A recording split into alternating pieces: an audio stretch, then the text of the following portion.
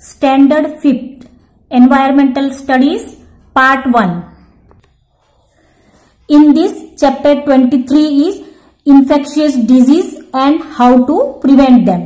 यानी संक्रमित रोग जो एक दूसरे को छूने से फैलते हैं एक दूसरे से, उसे कहते हैं इन्फेक्शियस डिजीज. संक्रमित रोग और फिर उसका निवारण कैसे किया जाता है. Infectious disease. Mother's burns or grandpa's backache are not passed on from them to others. However, one has to take care to stay away from people who are ill with the flu, influenza, cold, ringworm, scabies, chickenpox. These diseases spread from one person to the other. Such diseases are called infectious disease. यानी जैसे किसी को अगर sir दर्द है या किसी का हाथ जल गया तो ऐसी बीमारियां एक दूसरे से नहीं फैलती है, परंतु अगर किसी को सर्दी जुकाम हो गया है या कोई स्किन डिजीज हो गए हैं या चिकन पॉक्स हो गए तो ये ऐसी बीमारियां एक दूसरे से फैल जाते हैं, एक दूसरे से हो जाते हैं. तो इस प्रकार की बीमारियों को कहते हैं इन्फेक्शियस डिजीज, संक्रमित रोग. What causes the disease. अब ये बीमारियां कैसे होती. They are caused by micro organisms. Every infectious disease is caused by a specific micro organism और germ. When the germs of a particular disease enter the body and begin to grow the person gets the disease. तो infectious disease कैसे फैलते हैं. Micro organism से. How is one person disease pass to another person. When a person has a cold, the germs from his body spread in the air when he coughs or sneezes. When these germs enter the people's body, they can also get the disease. That is, the disease spreads. यानी ये बीमारी कैसे फैलती है. अगर समझ लो किसी इंसान को सर्दी जुकाम या कुछ बीमारी है, अगर उसने छींका या कहीं पर खांसा तो उसके कीटाणु जो है वो पूरे हवा में फैल जाते हैं, वायरस, और फिर वही दूसरे अच्छे लोगों के अगर अंदर चले जाए बॉडी में तो फिर उनको भी वो बीमारी हो जाती है. तो इस प्रकार बीमारी ये फैलती है. Typhoid spreads when it germs are passed on by a person ill with typhoid to another person. तो टाइफॉइड भी इसी तरह फैलता है. अगर कोई एक इंसान को टाइफॉइड की बीमारी है तो उसके जर्म जो है फिर वो दूसरे में भी चले जाते हैं. Spread of disease through air. अब हवा से जो बीमारियां फैलती, कैसे बीमारी का फैलाव होता हवा से. The germs of a disease like influenza are present in the spit और saliva of the person who has the disease. When he coughs, spits और sneezes, they enter the air with the tiny droplets of saliva और spit. When other people breathe in that same air, the germs enter their body. तो अब हवा से कैसे फैलते देखो. समझ लो अगर किसी को सर्दी इन्फ्लुएंजा है तो वो अगर कहीं पर खांसता या छींकता या थूकता है तो उसके कीटाणु जो जर्म्स हैं वो पूरे हवा में फैल जाते हैं. फिर उसी हवा में अगर कोई स्वस्थ इंसान सांस लेता है तो वो बीमारी जो है वो स्वस्थ इंसान के बॉडी में चली जाती है. फिर इस प्रकार बीमारी उसके बॉडी में फैल जाती है. Diseases of the throat and the chest spread through the air. For example tuberculosis, swine flu, etc. That is why we are told to cover our nose and mouth when we cough or sneeze. अब ये बीमारी कैसे फैलती है. जैसे tuberculosis और swine flu जब हम छींकते खाते, इसीलिए कहा जाता है कि जब किसी को सर्दी जुकाम होता है तो हमेशा खांसते समय और छींकते समय मुंह पे हमको रुमाल रखना चाहिए. जो किसी चित्र में दिखा है ना, ऐसे ये खांस रहा है और ये छींक रही है, तो ये गलत है. हमको अगर सर्दी जुकाम है तो हमें रुमाल रखना चाहिए अपने मुंह पर. Spread of disease through water. अब पानी से कैसे बीमारी फैलती है. What different activities are going on in the above picture. तो ये पिक्चर में बोल रहे हैं क्या हो रहा है. देखो पानी कैसे गंदा होता है. ये नदी तालाब है तो नदी में यहाँ पर जानवर भी धोए जा रहे हैं, ये बर्तन धो रहा है, ये कपड़े धो रहे हैं, ये बच्चा यहाँ नहा रहा है, ये देखो ये टॉयलेट कर रहा है, ये टॉयलेट कर रहा है. तो ये इस चीज से पानी जो है वो गंदा हो जाता है ना. इस वाटर अगर फिर यही पानी अगर हम पी लेंगे तो हम सब बीमार हो जाते. तो अब ये बीमारी वाटर से कैसे फैलती है. The germs of diseases of the intestines like typhoid, cholera, diarrhea, as also of the jaundice are present in the feces of the affected person. If the feces get mixed with the water, the germs in it also enter the water. If another person drinks water which has been contaminated by these germs, they enter his intestines too, and that person can get disease. To prevent the spread of disease in this manner, it is best to avoid washing clothes and bathing in the water sources and defecating on the banks of the water etc. तो अब पानी से कैसे फैलता है? समझ लो अगर कोई एक व्यक्ति बीमार है जिसको कुछ कॉलेरा या डायरिया टाइप, अगर उसने उस पानी में गंदगी कर दी और उस पानी में अगर लोग कपड़े धो रहे हैं, बर्तन धो रहे हैं, तो वैसा पानी अगर हम किसी अच्छे इंसानों ने पी लिया तो हमें भी फिर वो बीमारी लग जाती है और फिर इस प्रकार वाटर से भी वो बीमारियां फैलती है। तो इसीलिए हमें नदी नालों में कपड़े धोने से, जानवरों को धोने से बचना चाहिए, पानी को गंदा करने से बचना चाहिए। Spread of disease through food. अब खाने से कैसे बीमारी फैलती है ये आप देख रहे हैं। यहां पर क्या दिखा है चित्र में? सब खाने की चीजें खुली रखी और उसमें मक्खियां बैठ रही है। देखो कितनी गंदगी है, वहीं पर खा रहे हैं, वहीं मक्खियां बैठी है। तो इस प्रकार का खाना हम अगर खाएंगे तो खाने से भी बीमारी फैलती है। You may have heard of a number of people getting gastro और diarrhoea after eating contaminated food at a function. Diseases spread through food also. This is also called food poisoning. तो आपने सुना होगा कभी अगर हम लोग फंक्शन वगैरह में खराब खाना खा लेते हैं तो उससे हमें गैस्ट्रो की बीमारी हो जाती है या फिर उल्टी दस्त लग जाते हैं, डायरिया जिसे बोल। तो इस प्रकार का खाना खाने से जो है फूड पॉइजनिंग हो जाता है। तो ये खाने से भी ये बीमारियां फैलती है। A feast on an open ground. अब देखो ये लोग खुले में पार्टी कर रहे हैं तो ऐसे में क्या होता है, वहां गंदगी है, गाय भैंस है, कीटाणु है, कुत्ता भी है। ऐसे गंदी खुली जगहों पर खाने से बीमारियां फैलती है। You have seen flies sitting on dirt. When they sit on the feces of a person who has an intestinal disease, the germs of the disease stick to their legs. When the same flies sit on our food, the germs enter the food. If we eat that food, the germs enter our body and we can get the disease. That is why it is important to always keep our food covered. अब खाने से कैसे फैलता है? समझ लो मक्खियां गंदगी में बैठती है, जानवरों के गोबर पे या गंदी चीजों पे, सड़ी हुई चीजों पे, फिर उसके पैर में जो है वो जर्म्स चिपक जाते हैं। फिर वही मक्खी अगर हमारे खाने पर, खुले खाने में आकर बैठेगी तो फिर वो खाने में जर्म्स मिल जाते हैं। अगर इस प्रकार खुला हुआ खाना हम खाएंगे तो हमारी बॉडी में वो जर्म्स चले जाते हैं और फिर हम बीमार हो जाते हैं। तो इसीलिए हमेशा खाने को देखो ढक के रखना चाहिए। ये देखो उसने खाने को जाली से ढक के रखा और हमेशा खाना खाने से पहले साबुन से हाथ धोना चाहिए। Wash your hands clean, keep food covered, है ना। Food is handled while preparing or serving it. If someone who has an intestinal disease handles or serves food without washing his hands properly, the germs sticking to his hands can enter the food. Food contaminated in this way can also cause disease. One must avoid eating it. Maintaining cleanliness everywhere is beneficial for our health. तो अगर कोई बीमार व्यक्ति बिना हाथ धोए हमको खाना परोसेगा तो उसकी बीमारी जो है वो खाने में आ जाती है। फिर वही खाना अगर हम खाने से, अच्छे लोग खाने से, उनको भी वो बीमारी हो जाती है। तो इसीलिए हमेशा हाथ धोकर खाना परोसना चाहिए और काम करना चाहिए और इस प्रकार का गंदा खाना खाने से हमें बचना चाहिए। तो इसके लिए एक ही उपाय है कि हमें साफ सफाई और स्वच्छता का ध्यान रखना चाहिए, इससे हम बीमार नहीं पड़ेंगे। Can you tell what steps will you take to ensure that dust and flies do not settle on the food in your house? यानी क्या आप बता सकते हो कि आप किस प्रकार सुरक्षित करोगे अपने खाने को ताकि उसके ऊपर मक्खियां ना बैठे और गंदगी ना। Keeping food covered ensures that flies cannot sit on it. Dust and other rubbish in the surroundings also cannot enter it.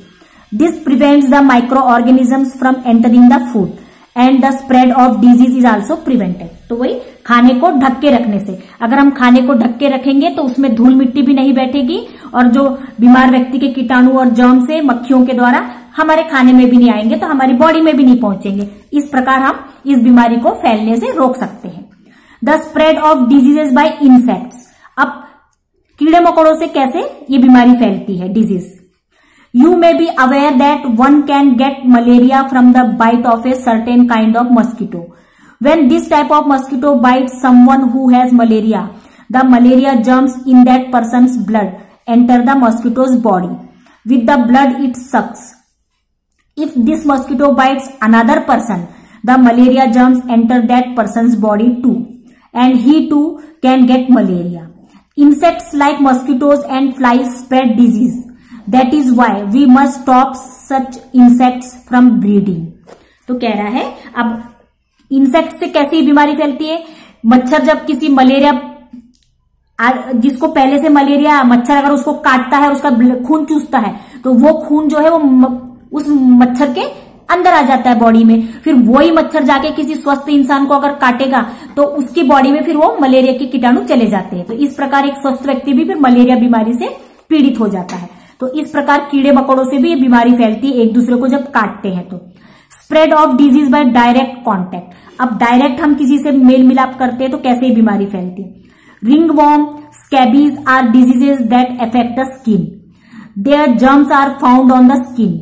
If someone else comes in contact with the skin of a person having this disease or wears his clothes, then that person can get that skin disease too. That is why it is better to avoid sharing clothes. अब direct contact से कैसे होता है, समझ लो किसी को skin disease की बीमारी, चर्म रोग है, जैसे किसी को दांत खाज खुजली है, अगर हम उस व्यक्ति को छू लेंगे वहां पे उस जगह पे तो वो कीटाणु हमको भी फिर स्किन डिजीज हो जाते हैं। और अगर हमने किसी ऐसे व्यक्ति के कपड़े भी पहन लिए तो वो जर्म्स हमारे अंदर आ जाते हैं, फिर हमको भी स्किन डिजीज की बीमारी हो जाती है। तो इस प्रकार डायरेक्ट कांटेक्ट से स्किन की बीमारियां होती है। An epidemic of a disease. Germs of a diseases like the flu और conjunctivitis spread quickly through the air, so many people can get such diseases all at one time. If the water of a common source is contaminated by germs of a disease like cholera, then there is a danger of all those who drink that water getting of the disease. If at some place mosquitoes breed in large numbers, then many people there can get malaria. तो कह रहा है अब epidemic यानी इसका महामारी कैसे बनती है। समझ लो जैसे किसी को सर्दी हो गई है या फिर आंखें आना बोलते हैं ना, आंखों की बीमारी, वो बहुत जल्दी एक दूसरे से फैलती है। अगर ऐसे व्यक्ति के हमने कुछ छू भी लिए सामान, टॉवेल, बर्तन या एक दूसरे का पानी भी पी लिया तो बहुत जल्दी फैलती है ऐसी बीमारी, तो उसको कहते हैं एपिडेमिक डिजीज। फिर ऐसी बीमारी से कॉलेरा वगैरह पानी से, हवा से फैलती है। तुरंत जो बोलते एक जगह पे सारे लोग फिर उसी बीमारी से पीड़ित होने लगते हैं। तो when many people in one area get the same infectious disease all at the same time, we say that there is an epidemic of this disease. हाँ, तो महामारी किसे कहते हैं, जब एक ही प्रकार की बीमारी से पूरे गांव के लोग इकट्ठे फटाफट संक्रमित होने लगते हैं तब हम कहते हैं कि इस गांव में महामारी फैली। Air, water, food and insects are the mediums through which diseases spread. Hence, if everyone takes care to ensure that the germs do not enter our body, water or air, and to prevent the breeding of insects that spread disease, it is possible to prevent a disease from becoming an epidemic. For this, it is important for all of us to make cleanliness habit. तो कह रहा है अधिकतर बीमारियां जल्दी किससे फैलती है, हवा, पानी और खाने से फैलती है, और कीड़े मकोड़े से, एक दूसरे को काटने से, जैसे मच्छर वगैरह। तो हमें इस बात का ध्यान रखना है कि ये बीमारी फैले नहीं, तो इसके लिए हमें मच्छरों को उत्पन्न होने से बचाना पड़ेगा और सभी को अपना केयर खुद करना सीखना पड़ेगा। और ये तभी संभव है जब हम साफ सफाई की तरफ ध्यान देंगे। Prevention of infectious disease. अब इस बीमारियों का निवारण कैसे किया जाए, इनसे कैसे बचा जाए। Why should you not go to school if you have conjunctivitis? यानी जब किसी को आंखें आती है तो हमें स्कूल नहीं जाना चाहिए क्योंकि ये बहुत जल्दी एक दूसरे से फैलता है। To prevent diseases from spreading through water, it is purified at the water works. In smaller towns and villages, bleaching powder is added to community sources of water to kill the germs and make the water safe for drinking. When there is an epidemic of gastro or jaundice, people are advised to boil water before drinking it. तो कह रहा है अब बीमारियों से हम कैसे बचे जाते हैं, बचने के लिए जो है पानी को शुद्ध करना जरूरी है। तो गांव वगैरह में जो क्या है, पानी में देखो फिटकरी घुमाते हैं, नहीं तो ब्लीचिंग पाउडर मिलाते हैं। तो इस प्रकार पानी की टंकियों को हम प्यूरिफाई करके तब लोगों को पानी पहुंचाते हैं, है ना, ड्रिंकिंग वाटर को। और आपने कभी सुना होगा कि कभी कभी कोई गांव में गैस्ट्रो की महामारी फैल जाती है, सबको गैस्ट्रो हो जाता है, जॉइंडिस हो जाता है। तो ये कैसे होता है, पानी की गंदगी से। तो पानी को शुद्ध करके पीना चाहिए, और जब इनको अगर ऐसी बीमारी हो जाए तो पानी हमेशा बॉईल करके पीना चाहिए। उबला हुआ पानी जो है वो जर्म फ्री हो जाता है। To prevent mosquitoes from breeding, we must ensure there is no stagnant water in the surroundings. But if that is not possible, insecticides have to be used. Thus, diseases like malaria can be prevented. अगर हमको बीमारियों से बचना है तो हमें ये ध्यान रखना पड़ेगा कि मच्छरों को उत्पन्न होने से रोकना है। तो उसके लिए कहीं पे भी पानी को जमा नहीं होने देना है, क्योंकि जमे हुए पानी में ही मच्छर उत्पन्न होते हैं। इसीलिए जगह जगह अगर अपने घर के आसपास कहीं गड्ढे रहे तो उन्हें भर देना चाहिए तुरंत, और ऐसे कोई चीज नहीं रखनी चाहिए जिसमें पानी जमा होता हो, क्योंकि जमे हुए पानी में ही कीटाणु मच्छर फैलते हैं और मच्छरों से फिर मलेरिया बीमारी होती है। ए ब्रीडिंग ग्राउंड फॉर मॉस्किटो, देखो मॉस्किटोज कहां उत्पन्न होते हैं, ऐसे गड्ढों में जहां पानी जमा है, टायर के अंदर। People who have a serious infectious disease like tuberculosis और swine flu are quarantine. There are separate wards in hospitals for people with infectious disease. Clothes and utensils used by the patients are washed with germicides. The spittle of a person who has tuberculosis is collected in a vessel and covered with a germicide like phenyl. Such precautions help to prevent the disease from spreading to others. अगर किसी को समझ लो tuberculosis हो गया है तो ऐसे व्यक्ति के बर्तन, भांडे, कपड़े सब अलग रखने चाहिए, और उनकी थूक को भी कहीं डालने नहीं देते। उनकी थूक से तो फैलता है वो बीमारी, तो इसलिए उनकी थूक को भी एक वेसल्स में जमा करते हैं और इसको फिनाइल से धो के उसको फेंक देते हैं और उसको सुरक्षित फेंक देते हैं, फैलने से रोकते हैं। To prevent the spread of disease through air, people should cover the mouth when sneezing और coughing and avoid spitting in the open. If it is necessary to be with such a patient, a mask should be worn to cover the nose and mouth. और इस बीमारी को फैलने से रोकने के लिए जब भी हम छींकते या खांसते हैं तो हमें अपने मुंह पे रुमाल रखना चाहिए, है ना, और ऐसे पेशेंट से हमें दूरी बना के रखना चाहिए, और हमेशा पेशेंट को अपना मुंह और नाक जो है वो मास्क से कवर करके रखना चाहिए. If someone in the family gets an infectious disease, the government health department should be informed so that necessary steps for preventing the spread of the disease can be taken. अगर किसी के घर में ऐसा मरीज रहता है तो गवर्नमेंट उनको सलाह देती है, उनको बताती भी है कैसे इस बीमारी से बचाव करना है और कैसे उनसे दूर रहना है. Vaccination. When there is an epidemic of a disease, does every person in the area get the disease? When disease producing microorganisms enter our body, the body resists the disease or fights the germs. That is why many times we do not get a disease even if germs enter our body. Another way to prevent disease is vaccination. Our body develops resistance to a particular disease if we are vaccinated against it. Vaccinated यानी हमें ऐसी दवाई दी जाती है vaccine जिससे हम अगर वो जर्म्स हमारे बॉडी में प्रवेश भी कर गए तो हमारे बॉडी के अंदर वो उसके खिलाफ लड़ाई करते, फिर हम उस बीमारी से बच जाते, तो उसे कहते हैं वैक्सीनेशन. इसीलिए कोई भी बीमारी होने से पहले उसका वैक्सीन लेना जरूरी है, जैसे पोलियो वगैरह का वैक्सीन हम लेते हैं ना. Soon after a baby is born, she is given the tuberculosis vaccine. When the baby is 1.5 months old, she is given vaccinations against diphtheria, whooping cough, tetanus and polio. 2 more doses of these vaccinations are given at intervals of 1 month. तो जैसे ही बच्चा पैदा होता है तो उसको tuberculosis की vaccine दी जाती है। ये वैक्सीन देने से क्या होता है, कभी वो जर्म्स हमारे बॉडी में चले भी गए तो हम वो बीमारी से ग्रसित नहीं होते।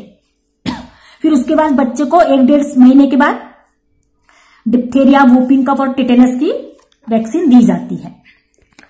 ये देखो, आपने देखे होंगे पोलियो का डोज कैसे देते हैं, तो ये भी वैक्सीनेशन है। पोलियो देने से बच्चों को पोलियो नहीं होता है।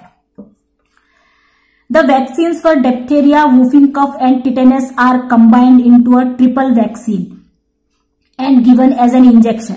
The polio vaccine is given orally. Orally ना मुंह में ड्रॉप्स डाल के देते हैं।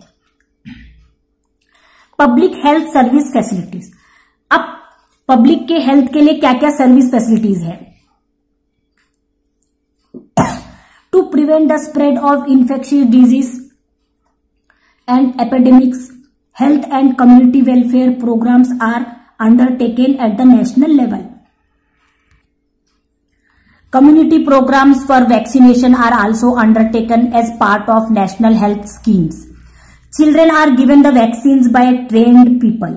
Special camps are arranged for this purpose. Primary health centers have been established at the village level. There are also facilities like mobile dispensaries, ambulances, and a welfare fund for the disabled. Services like the examination of urine and blood. तो इस बीमारियों को फैलने से public के लिए क्या क्या फैसिलिटीज की है? गवर्नमेंट में जगह जगह इनके कैंप्स लगाती है, फिर डिस्पेंसरीज बनाती है और एम्बुलेंस भी जाती है गांव गांव जाके। मूवेबल डिस्पेंसरीज होती है जो गांव गांव में जो को जाके लोगों को टीके लगाती है, वैक्सीन लगाती है और इस बीमारी से बचाव के उपाय बताती है, उनको कैसे सतर्क रहना है और क्या प्रिकॉशंस लेने हैं। तो ये सब चीजें गवर्नमेंट ने पब्लिक की हेल्थ को स्वस्थ रखने के लिए ये सब सुविधाएं की है। X-ray, ultrasound and other scans are also available through the health program. Thus, patients can get the service they need without delay. तो गवर्नमेंट ने ये सब किया है, घर गांव गांव जाके खुद उनके घर घर जाके एक्सरे, अल्ट्रासाउंड करती है, फिर स्कैनिंग करते हैं। तो इससे जो है लोगों को बीमारी से बचने के लिए ज्यादा दूर नहीं जाना पड़ता और देरी भी नहीं होती उनके इलाज में, क्योंकि सरकार खुद उनके घर घर जाके उनको ये सब दवाइयां प्रोवाइड करती है। People are also educated about the right methods of handling drinking water and food. They are urged to maintain cleanliness in their surrounding. It is now forbidden for a law to spit in a public place. The purpose of this ban is to prevent the spread of disease. Mass media are also used for raising public awareness about health and hygiene issues. तो अभी पीपलों को इसके प्रति जागरूक भी किया जा रहा है, उनको जगह जगह एजुकेटेड किया जा रहा है, उनको कैसे अपने सराउंडिंग्स को साफ सुथरा रखना चाहिए और बीमारियों को फैलने से कैसा रोकना चाहिए, ये सब पब्लिक को वो लोग जा जाके समझाते हैं और पढ़ाते हैं। और आजकल तो पब्लिक प्लेस पे थूकना भी बैन है। अगर किसी ने पब्लिक प्लेसेस पे थूका तो उनको फिर फाइन भरना पड़ता है, क्योंकि थूक से ही बीमारी जल्दी फैलती है ना, वायरल। तो इसीलिए हमें पार्क वगैरह ऐसी जगह पे थूकना भी नहीं है। तो ये सब आजकल बैन है। डू यू नो, क्या आप जानते हो?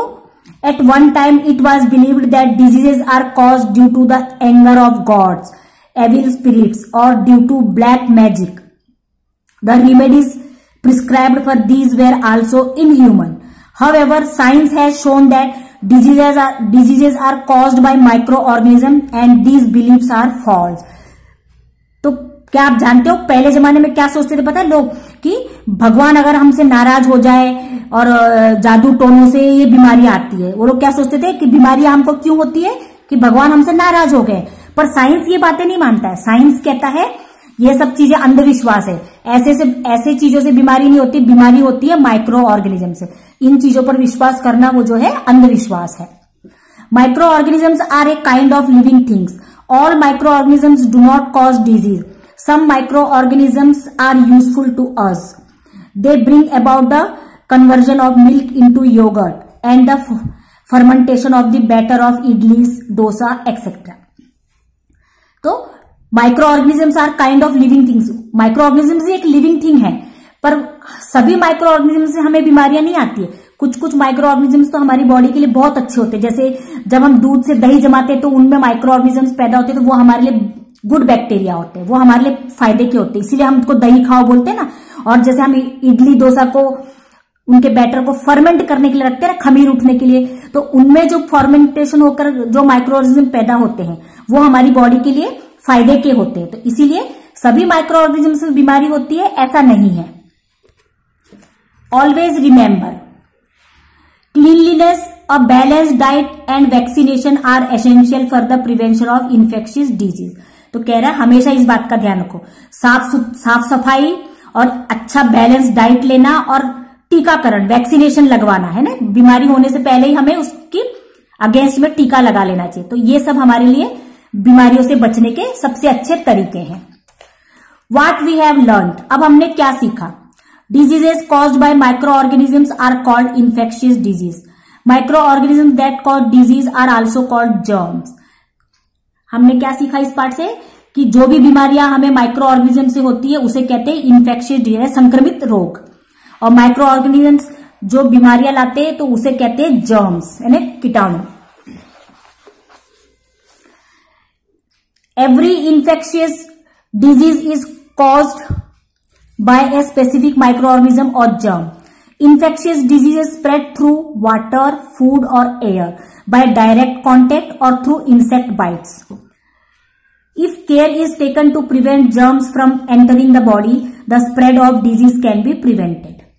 कह रहा है हमें संक्रमित रोग जो है कैसे होते हैं, माइक्रो ऑर्गेनिज्म या जर्म से होते हैं। और फिर ये जर्म्स हमें हमारे बॉडी में कैसे प्रवेश करते हैं, या तो पानी, खाना और हवा के द्वारा, या फिर किसी कीड़े मकोड़े के काटने से। ठीक है, अब इन बीमारियों से बचना है, इन बीमारियों को हमारी बॉडी में प्रवेश करने से बचाना है, तो हमें अपना ध्यान रखना सीखना होगा। If many people in a place get a disease eight same time, it is called an epidemic. Vaccination is an excellent method of preventing disease. अगर एक ही जगह के कई लोग एक ही प्रकार की बीमारी से अगर ग्रसित हो जाते हैं तो तब हम कहते हैं कि उस जगह पे वो महामारी फैली है। और इस बीमारियों से बचने का सबसे अच्छा तरीका है वैक्सीनेशन, यानी टीकाकरण। हमें पहले से ही उस बीमारी के खिलाफ टीके लगवा लेना चाहिए। तो ये सब हमने इस पार्ट में सीखा। ये हो गया पार्ट का डिस्क्रिप्शन। अब नीचे इसके लिंक पर आप क्लिक करोगे तो आपको मिलेंगे प्रश्न उत्तर और इस पार्ट के एक्सरसाइज।